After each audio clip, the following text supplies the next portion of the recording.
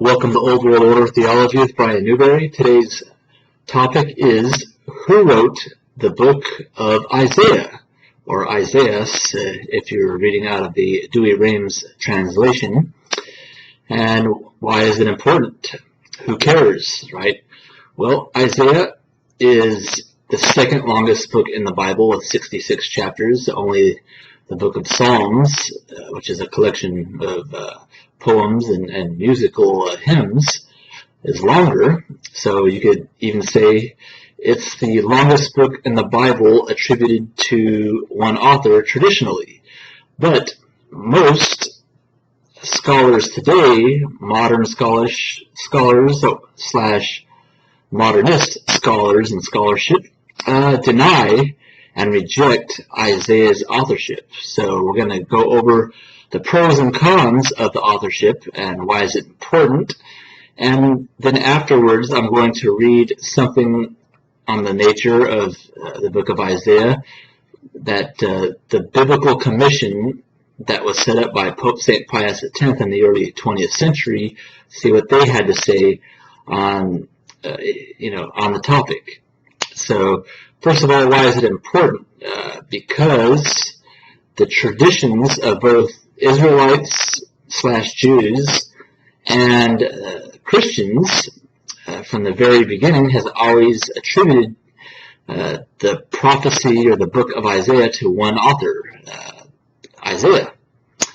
And then why all of a sudden in the late 19th century and early 20th century did biblical scholars stop believing it?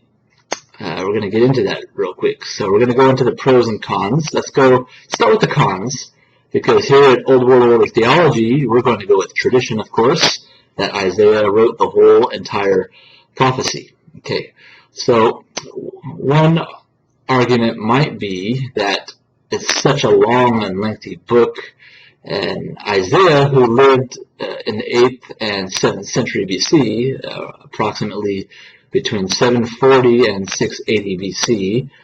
They didn't have a lot of writing materials at the time, and it was so chaotic there wasn't a whole lot of time to dedicate to writing and so forth.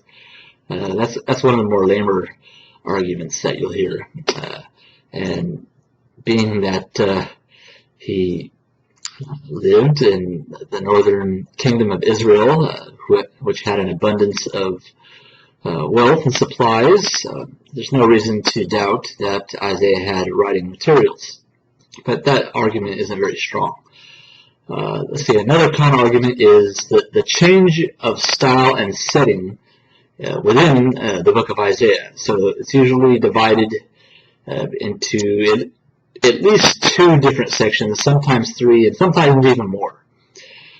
Usually chapters 1 through 39 of Isaiah is attributed to either the original author Isaiah or a scribe who collected certain sermons that Isaiah might have had, or certain traditions of Isaiah, and that later scribe would compile them into a single volume in the first 39 chapters, because it's fairly consistent in its style and setting. A lot of warnings in there also. And then chapters 40 through 66 have a definite different style and setting. You would call it post-exilic. So it has to do with Israel and the Jews after their Babylonian exile, which happened in 586 BC. Of course, that would be well over 100 years after Isaiah wrote the book of Isaiah, if in fact he wrote it, and almost 100 years after his death. So oftentimes modern scholars will divide Isaiah into what they call first and second Isaiah. First 39 chapters are first Isaiah, and chapters 40 through 66 would be second Isaiah, and then still more. Modern scholars will even divide second Isaiah into second and third Isaiah, with chapters 40 through 55 being second Isaiah, and then 56 through 66 third Isaiah, because 56 through 66 have a lot more to do with the very end of time and the restoration of the kingdom of God on earth, the full restoration, or you might call it the eschaton, or it's very apocalyptic in its imagery and everything.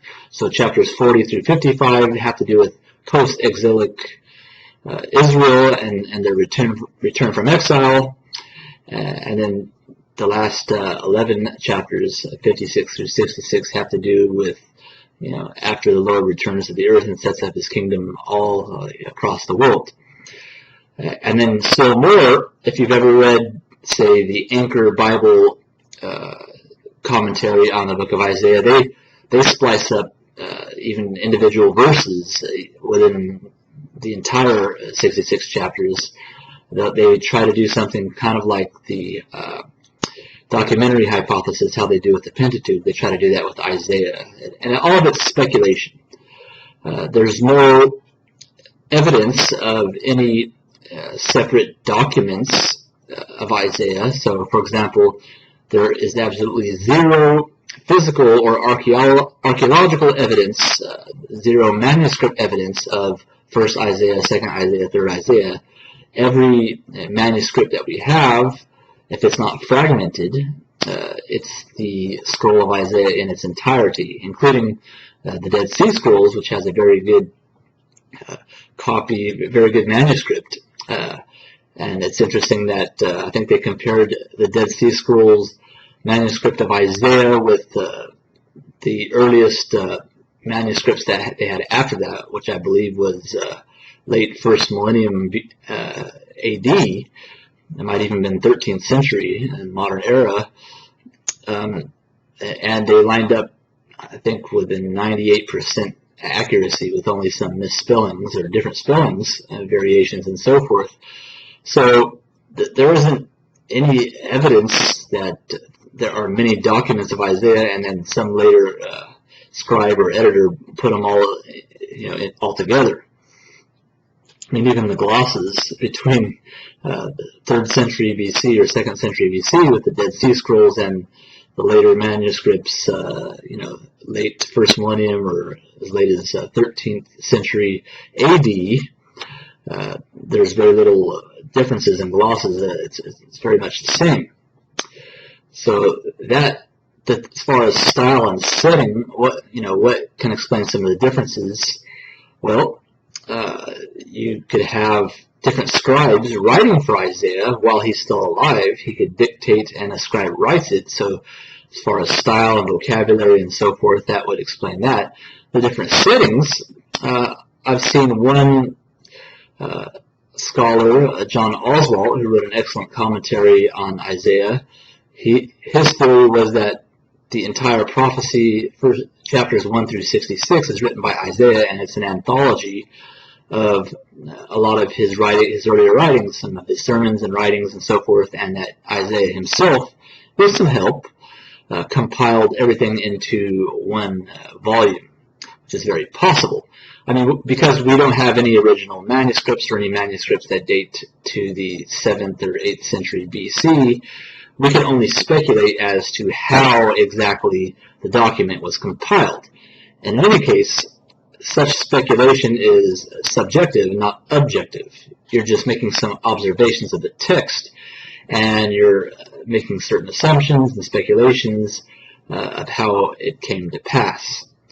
And now here comes the number one reason that modern scholars deny the book of Isaiah to Isaiah the prophet that lived in the 8th and 7th century BC.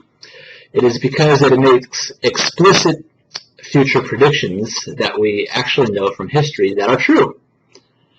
And modern scholars, they do not like to believe whatsoever in supernaturalism. They don't like to believe that people can actually see the future, or that God reveals the future in explicit terms to them. In other words, they don't like the idea that prophets were a real thing. They don't mind someone like Nostradamus, who makes very vague poetic statements, and you can kind of align them as you will with later events. Say, aha, this means this, and this is symbolic for that. Isaiah makes explicit references to the future. Let me read a couple out of the Douay-Rheims translation of the Holy Bible. Chapter 39, verses 1 through 5, verses 5 and 6 of chapter 39 refers to the Babylonian exile when Nebuchadnezzar destroyed Jerusalem and took captives back to Babylon. So starting in verse 5, it said, "And Isaiah said to Ezekiel, Hear the word of the Lord of hosts. Behold, the day shall come, that all that is in thy house, and that thy fathers have laid up in store until this day, shall be carried away into Babylon. There shall not anything be left, saith the Lord. And of thy children that shall issue from thee, whom thou shalt beget, they shall take away, and they shall be eunuchs in the palace of the king of Babylon." Close quote. I actually went to verse 7 on that.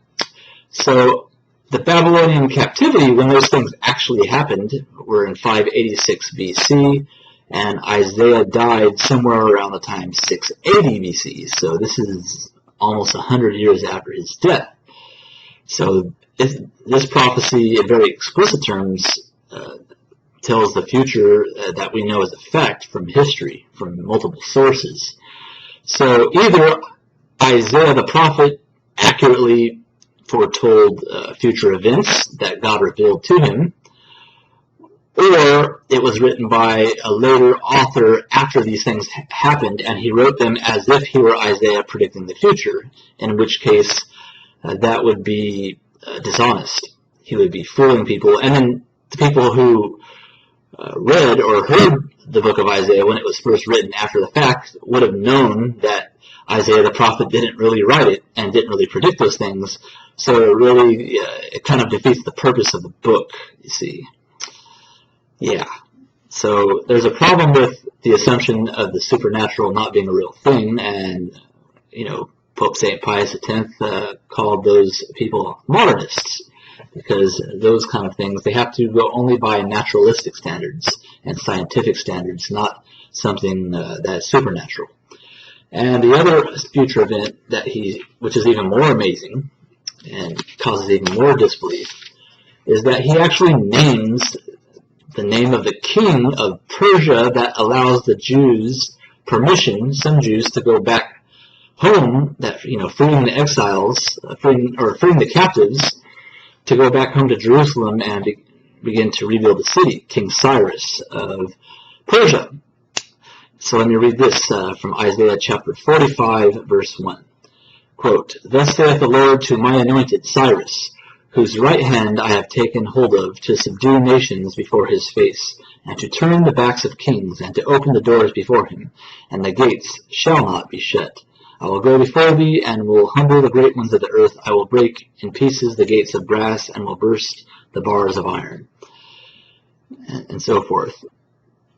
So this is actually a prophecy given directly to Cyrus that some scribe who had the scroll of Isaiah would later have to give to him and show him that, see, your name has been prophesied by the prophet Isaiah over 100 years before you were even born. In fact, the Jews returned, the decree of King Cyrus was we know in history, 539 BC, so it's over 150 years after the time Isaiah wrote it. So, that's, for modern scholars who doubt the supernatural, that's just too much for them to handle. They can't handle a prophet seeing the future revealed to them by God personally, revealing the very name of the king who, he's called the Lord's anointed here, which is technically Messiah, that he would return the Jews to Jerusalem. They can't handle the fact that he's actually named. And if you're a Christian or even a faithful Jew, that's amazing that God would reveal in such precise detail the name of the return. So let's assume for a minute that Isaiah did write it. First, he's giving a warning to the Jews of what's going to happen because they had hardened their hearts and turned their backs on God and worshipped idols and did all kinds of abominable things, and God is going to punish them by the Babylonians destroying their city and their temple and taking them into captive And in fact, that's in the last chapter of 1st Isaiah, so even most modern scholars would attribute that to the prophet Isaiah. They would have to say that, no, he didn't really write that either, even though it's in 1st Isaiah, that it was a later scribe who added that after the fact. And then the naming of King Cyrus in chapter 45, that would be in 2nd Isaiah, if you believe what modern scholars say. But if you are a person of faith who believes in the supernatural, that God can actually reveal future events to human beings, then those issues are not a problem. Okay, so let's go to the pro-arguments of Isaiah being written by Isaiah. Well, for one, the very first chapter in the book says that Isaiah wrote it. It mentions him by name. Let me read it real quick. Chapter 1, verse 1, it says, quote, "The vision of Isaiah, son of Amos, which he saw concerning Judah and Jerusalem in the days of Osias, and Jotham, and Achaz, and Ezekias, kings of Judah." And then it goes on to the words of Isaiah. So that would mean if Isaiah didn't write it, then the very first verse in the prophecy or the book of Isaiah is misleading, to say the least. And a person reading it would be like, wait a minute, we know that Isaiah didn't write it. We know it was written by our modern rabbis. Why would they put Isaiah's name on it and as if it were Isaiah, So it would be dishonest. And then also there are words in the book of Isaiah throughout Isaiah attributed to the prophet Isaiah. Chapter 2, verse 1, chapter 7, verse 3, chapter 20, verse 2, chapter 37, verse 6, and verse 21, and chapter 38, verse 1. Now, those passages are explicitly referred to the prophet Isaiah saying those words.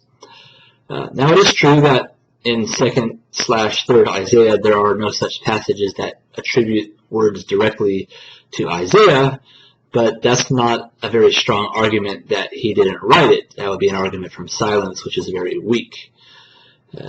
So in any case, there are no other resources or no other sources named throughout the entire book other than Isaiah.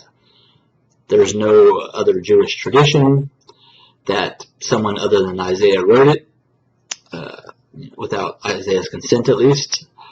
There's nothing. It's silence on it. So that's a very strong argument for it. All the internal objective evidence says that Isaiah wrote the prophecy, and all the objective external evidence through the traditions of the Jews and through the Christians since day one says Isaiah wrote it. So it wasn't until late 19th century that a group of scholars, you could even say, collaborated on the idea that he didn't write it. Because, of course, now we have post-enlightenment, we have the scientific method, and we don't really believe in the supernatural stuff.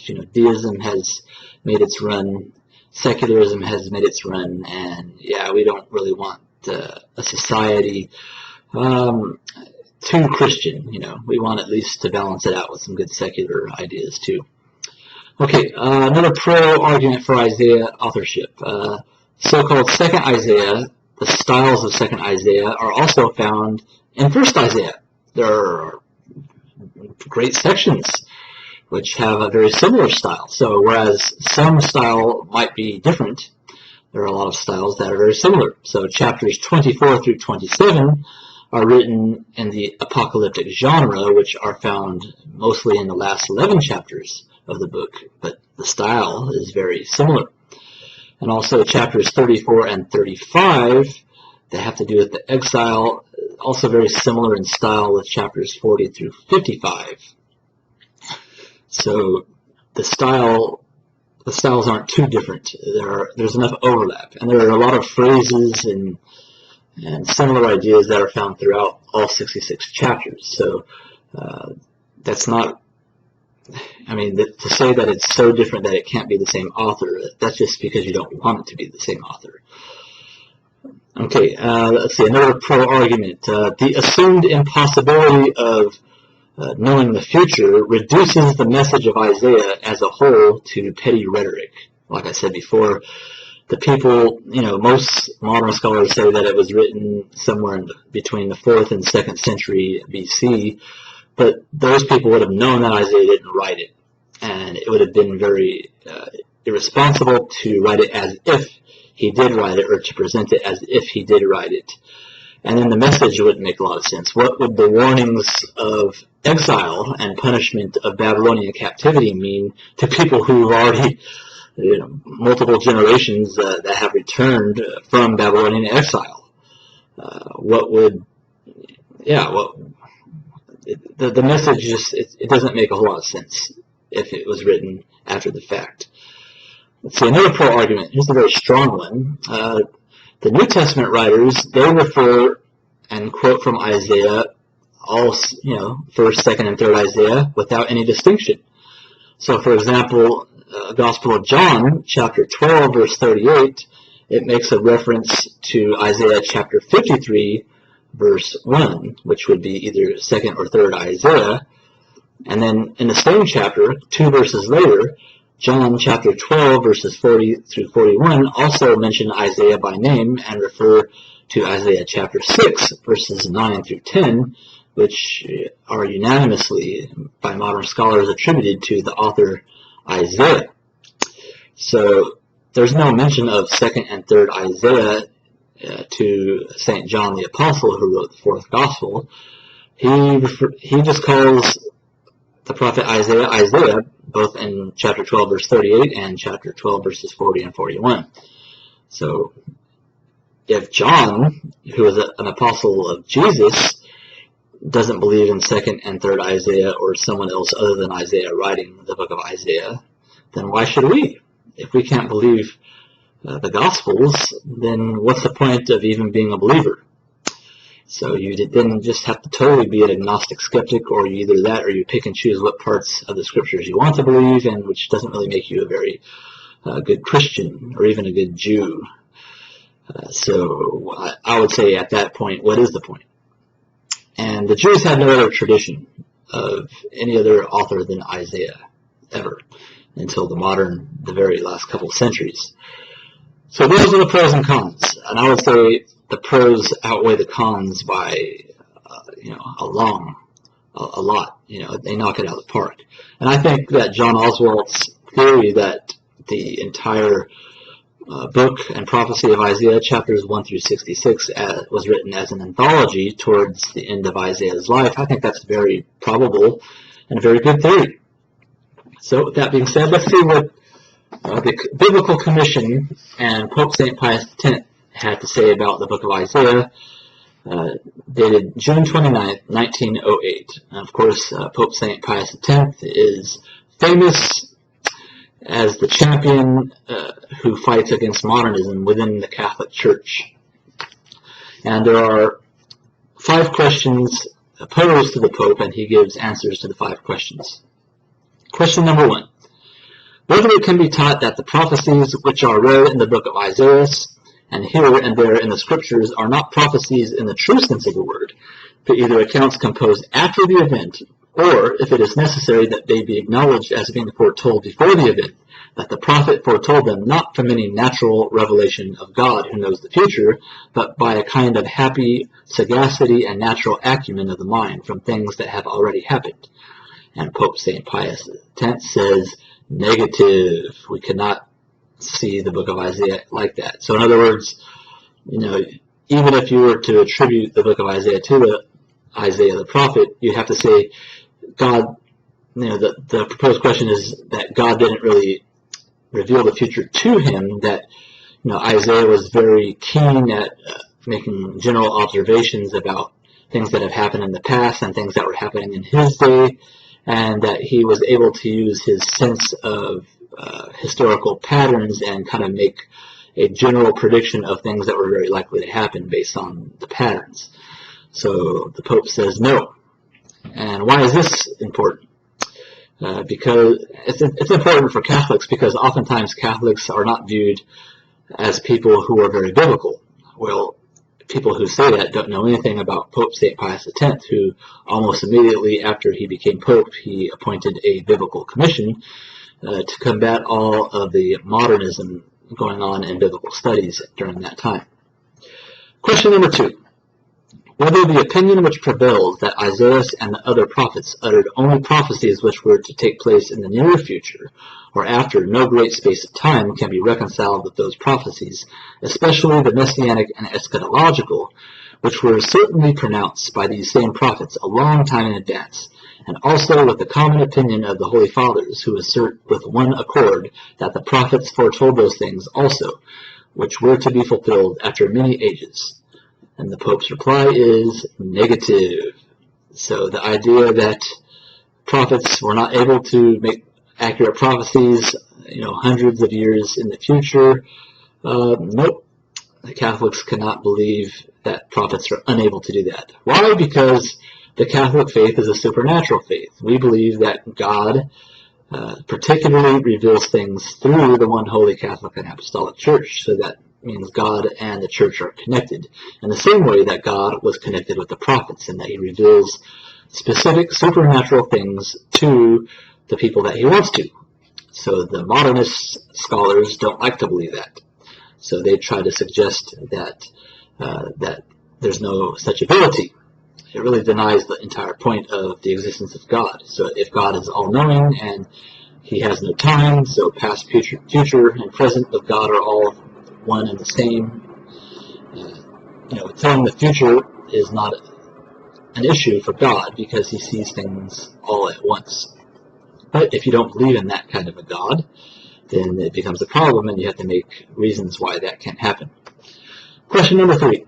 Whether it can be admitted that the prophets, not only as reformers of human depravity and heralds of the divine word for the benefit of those who heed it, but also as foretellers of future events, must have continually addressed themselves, not to future listeners, but to contemporary ones on an equal footing with themselves, and in a manner to make possible a clear understanding.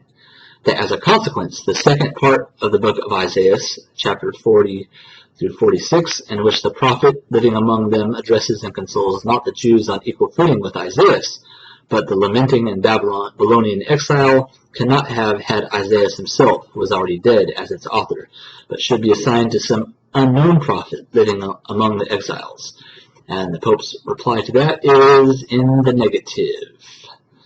So we cannot attribute the book of Isaiah or any of the prophecies in it to any other unknown prophets just because it so happens to make reference to future circumstances among the Jews. Question number 4. Whether the theological argument taken from the language and style to impugn the identity of the author of the book of Isaiah is to be considered of such importance as to force a serious person skilled in the art of criticism and in the Hebrew language to recognize in the same book a plurality of authors? And the Pope says, in the negative. So in other words, the style of the book, the grammar, and so forth, even if there are variations and differences, it is not enough reason to attribute the book to many authors. And the 5th and final question. Whether solid arguments stand out, even taken collectively, to induce the conviction that the book of Isaiah is not to be attributed to Isaiah himself alone, but to 2 or even to several authors. And the reply of Pope St. Pius X is negative. So the Catholic position of the book of Isaiah is the same that had always been held throughout history, with the consensus, the unanimous consensus of the earliest Christians, the early church fathers, and the unanimous consensus of all the Jews from the time of Isaiah, only being doubted by modern scholars. That's the position of Old World Order theology, the position of the one holy Catholic and Apostolic Church, and anyone who disagrees is a modernist heretic. Hope this helps. Please like, share, write some comments. I'll be happy to reply to them. God bless. Nomine Patris et Filii Spiritus Sancti. Amen.